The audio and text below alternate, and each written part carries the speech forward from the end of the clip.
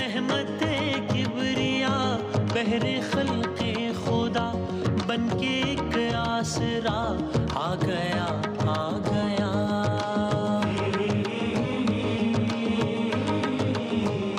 باب رحمت کھلا دیکھ اس کی. بسم اللہ الرحمن الرحیم.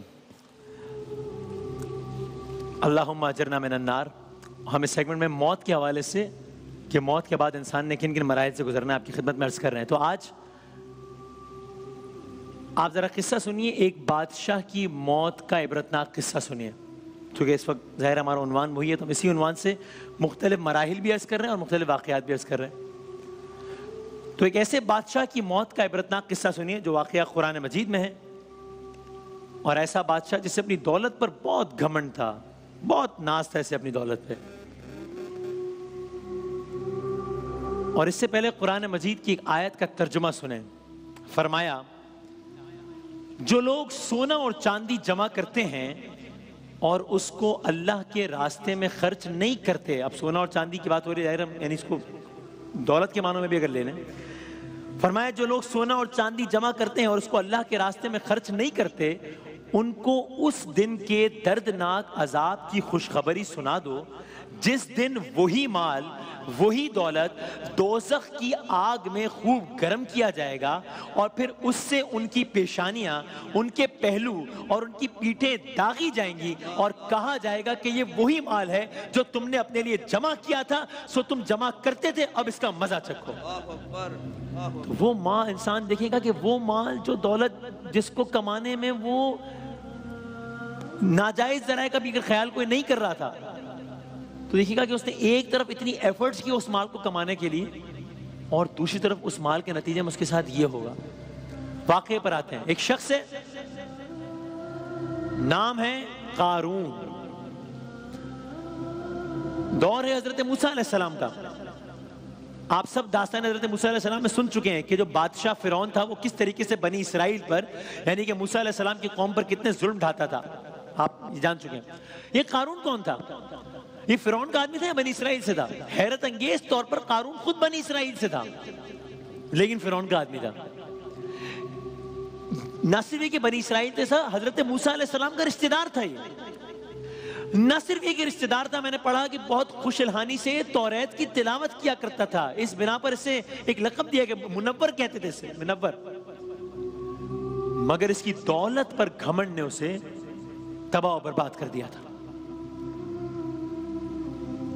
اور اس کو اپنی دولت پہ کتنا گھمنڈ تھا, کتنا غرور تھا کہ صرف یہ بتانے کے لیے کہ میرے پاس زیادہ ہے, یہ اپنی قوم پر, بنی اسرائیل پر, اپنی قوم پر برتری کے اظہار کے لیے یہ معمول سے ایک بالشت زیادہ لباس پہنتا تھا. یعنی عجیب مینٹیلٹی کہ جتنے لباس کی ضرورت ہوتی تھی اس سے کچھ زیادہ پہنتا تھا بتانے کے لیے کہ میرے پاس بہت ہے.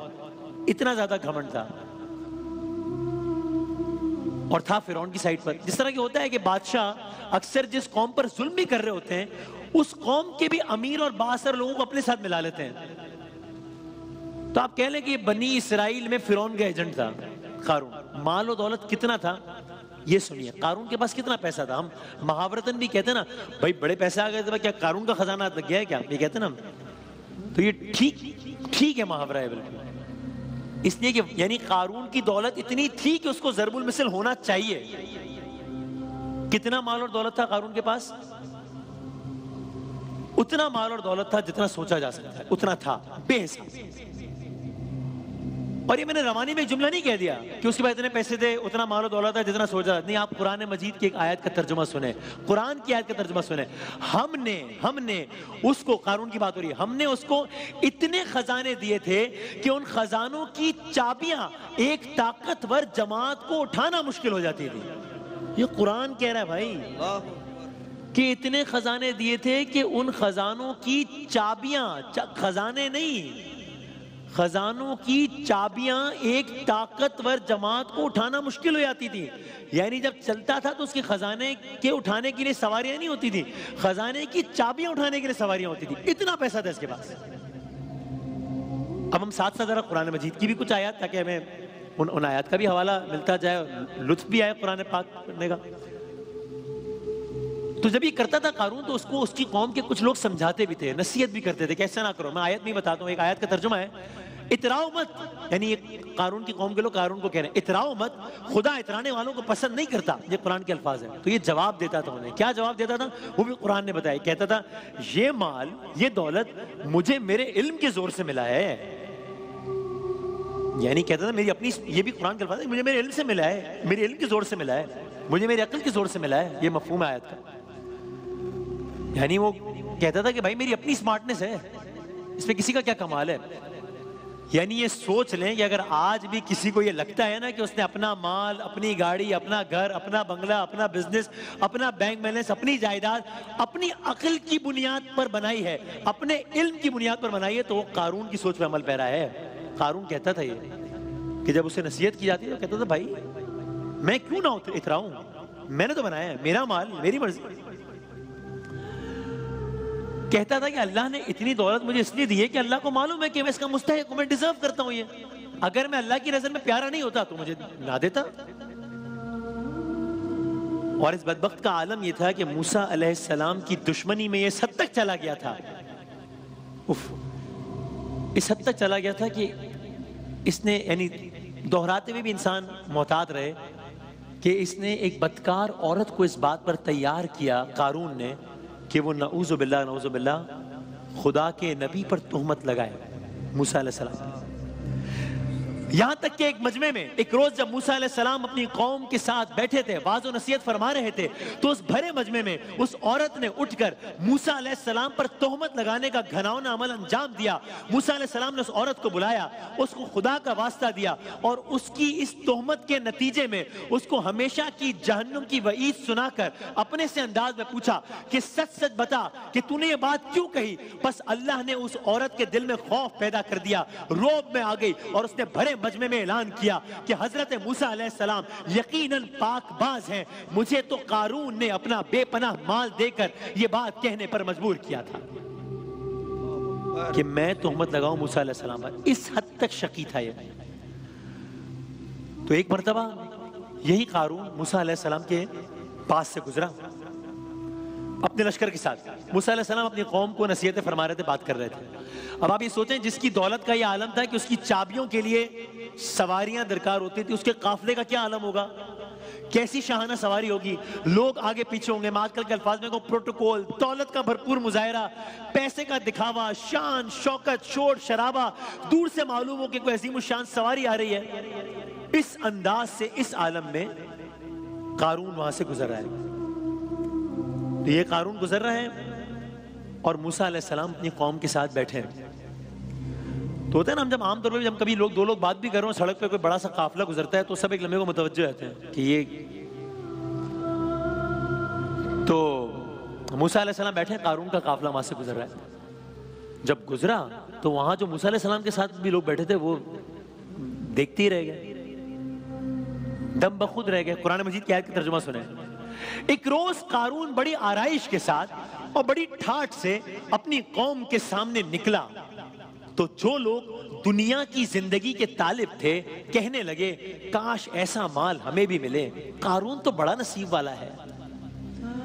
یعنی موسیٰ علیہ السلام کے ساتھ جو لوگ بیٹھے ہوئے تھے وہ دیکھ کے دم بخود رہ گئے اور کہنے لگے کہ کیا بات ہے، کیا کہنے ہیں، اگر ہمیں بھی ایسا مال مل جائے کیا کہنا، کتنا خوش نصیب ہے قارون.